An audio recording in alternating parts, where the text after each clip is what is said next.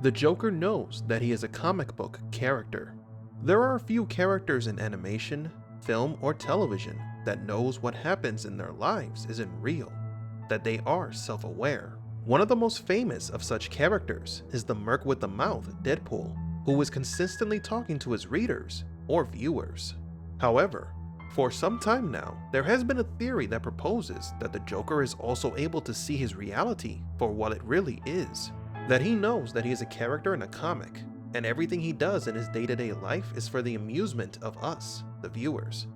And yes, there is content that supports this theory. In the Dark Knight film, we discover in depth the philosophy of the Joker, a nihilistic person who only wants to destroy the status quo in order to show Batman that society is a simple front. He claims that he is the one who is ahead of the curve because he accepts reality while others deny it. Him burning millions in mafia money demonstrates that he doesn't care for materialism, but something else. In the comic book story arc, Joker's Asylum, it is explained that he, in reality, is not an insane person, but rather his viewpoint on reality clearly makes him seem to be crazy. That's because the Joker knows of the existence of his fans. We can see this in several instances, such as on this next page of the Joker Asylum. We see the isolated Joker cracking jokes without an audience. This catches the attention of a doctor who then asks him the following. "Who were you talking to in there?" "I was entertaining my fans," responded the Joker. "Some people have imaginary friends. I have imaginary fans." "Fans of what exactly?" the doctor asks. "I make people laugh," Joker continues. "Not everyone is here to see the Batman, you know."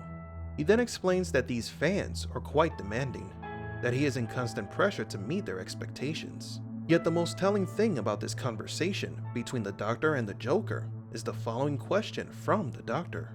"Has it ever occurred to you that these imaginary fans of yours are really just figments of your imagination?" "Has it ever occurred to you, Doc, that we're really just figments of theirs?" replied the Joker. Quite the revelation indeed, the Joker pointing out that they could be the creation of these imaginary fans. But that's not all. There are other comic book issues where the Joker has broken the fourth wall, as in speaking directly to the readers and even turning to the next page. Yet the most shocking example of him breaking the fourth wall is in the last pages of this comic issue. In this illustration, the Joker is once again confined in isolation, questioning his sanity, asking himself, "If I'm not crazy, what am I doing in the loony bin? All alone in solitary confinement? Oh, you are imaginary, right?" Here, he is questioning the existence of these imaginary fans, implying that he can somehow perceive us, the readers, looking at us straight in the eye. But hold on, it gets even more interesting. If the Joker in fact knows that he is a fictional character, this easily explains his behavior. He is constantly testing Batman, creating chaos and anarchy, because nothing really matters to him. The origin of this character's nihilism would be about his own existence. He knows that neither him nor Batman can really die, because they are just characters in a comic. Also, the Joker actually likes to be imaginary. He likes having these imaginary fans. His confrontations with Batman is what gives him purpose and meaning, since there can't be a villain without a hero. When Batman was presumed dead in the Dark Knight Returns story, Joker became a shell. He lost the will to live. The villain knew that the story cannot continue without the hero. The Joker could not continue without the Batman. This possible self-awareness is what caused him to lose all purpose in life, and limits himself to living as a catatonic mental patient. Strange, yet not impossible. This concept could be further explored in future comics.